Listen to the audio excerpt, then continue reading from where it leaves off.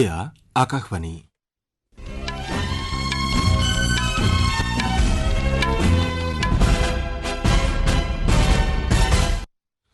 এতিয়াৰ বাতৰি কৈছো মনজিত গগৈয়ে এতিয়া প্ৰধান বাতৰিসমূহ হ'ল উপ ৰাষ্ট্ৰপতি চিপি ৰাধাকৃষ্ণন দুদিনীয়া ভ্ৰমণসূচীৰে আজি আন্দামান আৰু নিকোবৰ দ্বীপপুঞ্জলৈ যাব প্ৰধানমন্ত্ৰী নৰেন্দ্ৰ মোদী আজি দিল্লীত অৱস্থিত ভাৰতীয় প্ৰযুক্তিবিদ্যা প্ৰতিষ্ঠান IITৰ 57 সংখ্যক সমাৱৰ্তন অনুষ্ঠানত অংশগ্ৰহণ কৰিব কেন্দ্ৰীয় গৃহমন্ত্ৰী অমিত শ্বাহে আজি মুম্বাইত ৰাষ্ট্ৰীয় নগৰ সমবায় বিত্ত আৰু উন্নয়ন নিগম লিমিটেডৰ নতুন কাৰ্যালয় উদ্বোধন কৰিব অসমৰ শোচনীয় বান পৰিস্থিতি সম্প্ৰতি কিছু উন্নত হোৱাৰ লগতে বান প্ৰভাৱিত জিলাৰ সংখ্যা 13লৈ হ্ৰাস পাইছে আৰু আছামত অনুষ্ঠিত কোৰিয়া মাষ্টাৰ্ছ ছুপাৰ 300 প্ৰতিযোগিতাত ভাৰতৰ অস্মিতা চলিহা আৰু ৰক্সিতা ৰামৰাজে মহিলাৰ এককৰ ছেমিফাইনেলত প্ৰৱেশ কৰিছে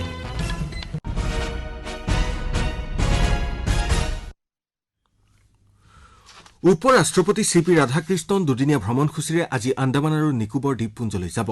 আজি উপ ৰাষ্ট্ৰপতিগৰাকীয়ে শ্ৰী বিজয়পুৰমৰ চেলুলাৰ জেলৰ ৰাষ্ট্ৰীয় স্মাৰক পৰিদৰ্শন কৰিব এই স্মাৰক পৰিদৰ্শন কৰি তেওঁ শ্বহীদ স্তম্ভ আৰু স্বতন্ত্ৰ জ্যোতিত শ্ৰদ্ধাঞ্জলি জনোৱাৰ লগতে বীৰ সাবৰকাৰৰ কুশ পৰিদৰ্শন কৰিব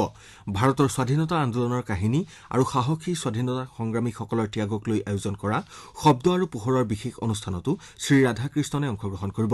এই ভ্ৰমণ কাৰ্যসূচীৰ দ্বিতীয় দিনা অৰ্থাৎ কাইলৈ শ্ৰী বিজয়পুৰমত ৰাষ্ট্ৰীয় পতাকা উত্তোলন কৰি ঘৰে ঘৰে পতাকা অভিযানত তেওঁ ভাগ ল'ব পৰৱৰ্তী সময়ত doctor BR. Ambedkar institute of technology প্ৰেক্ষাগৃহত হ'বলগীয়া ৰাজ্যিক অনুষ্ঠান বন্দে মাতৰমত অংশগ্ৰহণ কৰিব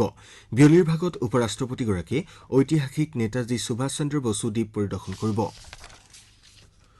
প্ৰধানমন্ত্ৰী নৰেন্দ্ৰ মোদীয়ে আজি দিল্লীত অৱস্থিত ভাৰতীয় প্ৰযুক্তিবিদ্যা প্ৰতিষ্ঠান IITৰ 57 সংখ্যক সমাৱৰ্তন অনুষ্ঠানত অংশগ্ৰহণ কৰিব এই অনুষ্ঠানত তেওঁ স্নাতকোত্তৰ আৰু 587 গৰাকী গৱেষক শিক্ষাৰ্থীকে ধৰি 3000তকৈও অধিক ছাত্ৰ ছাত্ৰীক সম্বোধি ভাষণ দিব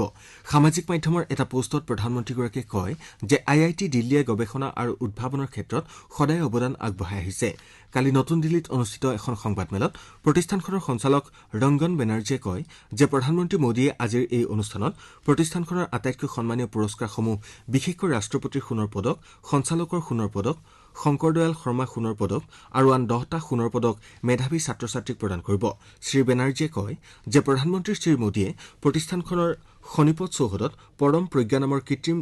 বুদ্ধি আধাৰিত উচ্চ ক্ষমতাসম্পন্ন কম্পিউটাৰ ব্যৱস্থা মুকলি কৰিব সঞ্চালক বেনাৰ্জীয়ে লগতে কয় যে IIT দিল্লীয়ে দেশৰ মুঠ 18খন প্ৰযুক্তিবিদ্যা প্ৰতিষ্ঠানৰ সৈতে বুজাবুজিৰ চুক্তিত স্বাক্ষৰ কৰিছে ইয়াৰ জৰিয়তে ৰাষ্ট্ৰীয় শৈক্ষিক আৰু গৱেষণাৰ কাৰ্যসূচী আগবঢ়াই নিয়াৰ প্ৰয়াস কৰা হৈছে শ্ৰী বেনাৰ্জীয়ে কয় যে এই প্ৰযুক্তিবিদ্যা প্ৰতিষ্ঠান আৰু IIT দিল্লীৰ মাজত হোৱা চুক্তি মৰ্মে শিক্ষাৰ্থী আৰু প্ৰতিষ্ঠানটোৰ শিক্ষকসকলে শৈক্ষিক আদান প্ৰদান যুটীয়া গৱেষণাত আন্তঃগাঁথনি আৰু শিক্ষকসকলৰ উন্নয়ন বিষয়সমূহৰ ক্ষেত্ৰত দৃষ্টিভংগী আৰু চিন্তাৰ আদান প্ৰদান কৰিব পাৰিব তেওঁ লগতে কয় যে এই শৈক্ষিক প্ৰতিষ্ঠানখনে বিশ্বৰ 30খন দেশৰ অগ্ৰণী প্ৰতিষ্ঠানসমূহৰ সৈতে গৱেষণা আৰু শৈক্ষিক কাৰ্যসূচী আগুৱাই নিয়াৰ উদ্দেশ্যে 88খন বুজাবুজিৰ চুক্তিত স্বাক্ষৰ কৰিছে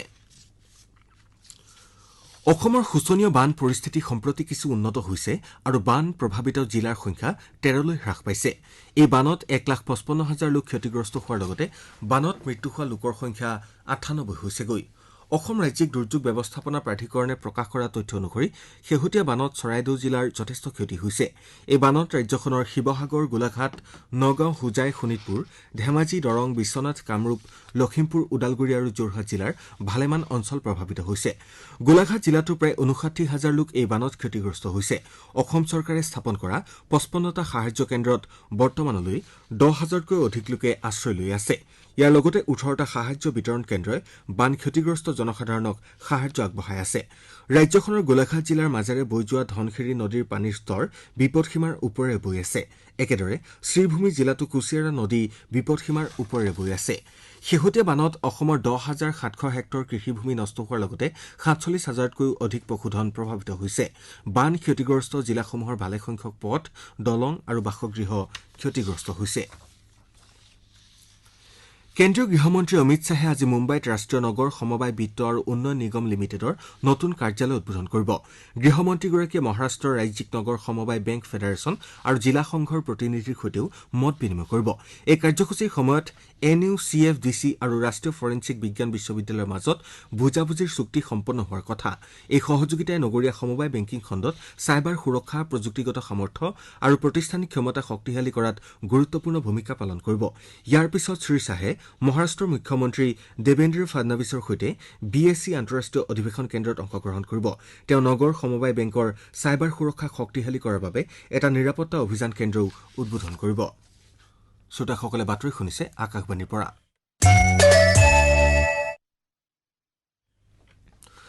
ভাৰতে প্ৰস্তাৱিত বিদেশী অৱদান নিয়ন্ত্ৰণ সংশোধনী বিধেয়ক সন্দৰ্ভত আমেৰিকাৰ এগৰাকী সাংসদে উত্থাপন কৰা আপত্তি নাকচ কৰি কয় যে ভাৰতৰ সংসদীয় বিষয় হৈছে এটা আভ্যন্তৰীণ বিষয় য'ত দুখন সংসদে সিদ্ধান্ত গ্ৰহণ কৰে এই সন্দৰ্ভত এটা প্ৰশ্নৰ উত্তৰ দি নতুন দিল্লীৰ সাংবাদিকৰ সৈতে হোৱা কথা বতৰাত বৈদেশিক পৰিক্ৰমা মন্ত্ৰালয়ৰ মুখপাত্ৰ ৰন্ধীৰ জয়ছৱালে এই কথা সদৰি কৰে We have seen the comments. Legislative matters concerning India are our internal affairs on which decisions are taken by the Parliament of our country. I would also like to point out that there are several nations, including the United States, which regulate the flow of foreign funds.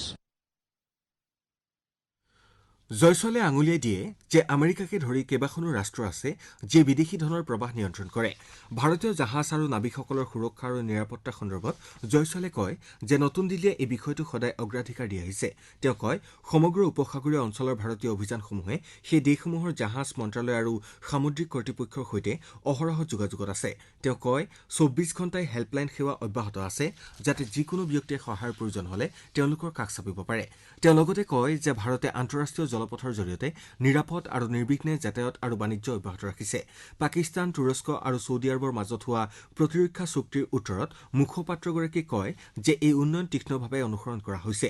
ভাৰতে এই ঘটনাসমূহ নিবিড়ভাৱে পৰ্যবেক্ষণ কৰি আহিছে পাকিস্তান আৰু সোমালিয়াৰ মাজত শেহতীয়াকৈ হোৱা প্ৰতিৰক্ষা চুক্তি সন্দৰ্ভত জয়ছৱালে কয় যে ভাৰতে এই উন্নয়নসমূহ নিবিড়ভাৱে অনুসৰণ কৰি আছে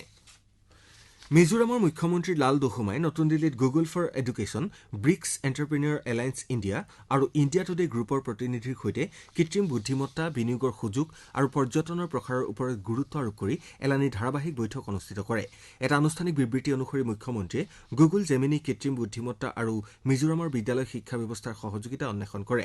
গুগলৰ প্ৰতিনিধি দলটোৱে মিজোৰামৰ বিদ্যালয় শিক্ষকসকলৰ ডিজিটীয় দক্ষতা শক্তিশালী কৰাৰ লগতে শিক্ষা ক্ষেত্ৰত কৃত্ৰিম বুদ্ধিমত্তাক ফলপ্ৰসূভাৱে গ্ৰহণ কৰাত সহায় কৰিবলৈ বিনামূলীয়া প্ৰশিক্ষণ প্ৰদানৰ প্ৰস্তাৱ আগবঢ়ায় ইয়াৰ পাছত মুখ্যমন্ত্ৰী লাল দোহোমাই ব্ৰিক্স এণ্টাৰপ্ৰিনিয়ৰ এলায়েন্স ইণ্ডিয়াৰ আন্তঃৰাষ্ট্ৰীয় সভাপতি ড ভাস্কৰ জ্যোতি সোণোৱালক সাক্ষাৎ কৰি কৃত্ৰিম বুদ্ধিমত্তা কাৰ্বন ক্ৰেডিট প্ৰযুক্তি পৰ্যটন নিৰাপত্তা আৰু যুৱ উন্নয়নকে ধৰি বিভিন্ন খণ্ডত সম্ভাৱ্য সহযোগিতাৰ বিষয়ে আলোচনা কৰে আয়ুষ্মান ভাৰত ডিজিটেল মিছনৰ অধীনত ৰাষ্ট্ৰীয় স্বাস্থ্য প্ৰাধিকৰণৰ স্কেন এণ্ড শ্বেয়াৰ সেৱাই 25 কোটি OPD পঞ্জীয়নৰ মাইলৰ খুঁটি অতিক্ৰম কৰিছে স্বাস্থ্য আৰু পৰিয়াল কল্যাণ মন্ত্ৰালয়ে কয় যে এই সফলতাই নাগৰিক কেন্দ্ৰিক ডিজিটেল সেৱাৰ দ্ৰুত পৰিসৰ বৃদ্ধিৰ ওপৰত আলোকপাত কৰে আৰু সমগ্ৰ দেশতেই আভা সক্ষম ডিজিটেল স্বাস্থ্য সমাধানক ক্ৰমান্বয়ে গ্ৰহণ কৰাটো প্ৰতিফলিত কৰে মন্ত্ৰালয়ে কয় যে 2022 চনৰ অক্টোবৰ মাহত আৰম্ভ হোৱাৰ পিছৰে পৰা স্কেন এণ্ড শ্বেয়াৰ সেৱাই ৰোগীসকলক সৰল QR কোড স্কেনৰ জৰিয়তে ডিজিটেলভাৱে চিকিৎসালয়ৰ পঞ্জীয়ন সম্পূৰ্ণ কৰিবলৈ সক্ষম কৰি OPD পঞ্জীয়নৰ অভিজ্ঞতাক সহজ কৰি তুলিছে মন্ত্ৰালয়ে জনোৱা মতে বৰ্তমান সমগ্ৰ দেশৰ 36খন ৰাজ্য আৰু কেন্দ্ৰীয় শাসিত অঞ্চলৰ 756খন জিলাত এই সেৱা কাৰ্যক্ষম হৈ আছে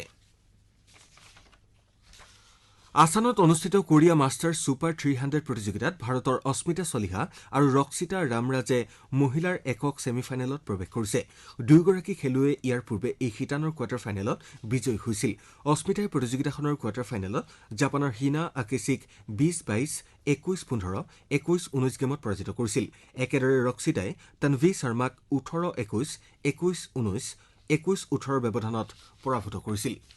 বাতৰি শেষ কৰাৰ পূৰ্বে প্ৰধান বাতৰিকেইটা আকৌ এবাৰ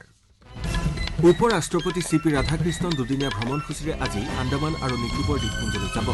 প্ৰধানমন্ত্ৰী নৰেন্দ্ৰ মোদীয়ে আজি দিল্লীত অৱস্থিত ভাৰতীয় প্ৰযুক্তি বিদ্যা প্ৰতিষ্ঠান IITৰ 57 সংখ্যক সমাৱৰ্তন অনুষ্ঠানত অংশগ্ৰহণ কৰিব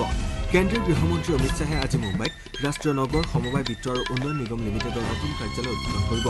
অসমৰ শোচনীয় বান পৰিস্থিতি সম্প্ৰতি কিছু উন্নত হোৱাৰ লগতে বান প্ৰভাৱিত জিলাৰ সংখ্যা 13লৈ হ্ৰাস পাইছে আৰু আছামত অনুষ্ঠিত কোৰিয়া মাষ্টাৰ্ছ ছুপাৰ 300 প্ৰতিযোগিতাত ভাৰতৰ অস্মিতা চলিহা আৰু ৰক্সিতা ৰামৰাজে মহিলাৰ ছিংগলছৰ ছেমিফাইনেলত প্ৰৱেশ কৰিছে এতিয়াৰ বাতৰি ইমানেই পৰৱৰ্তী বাতৰি বুলেটিন 7:55 শুনিবলৈ পাব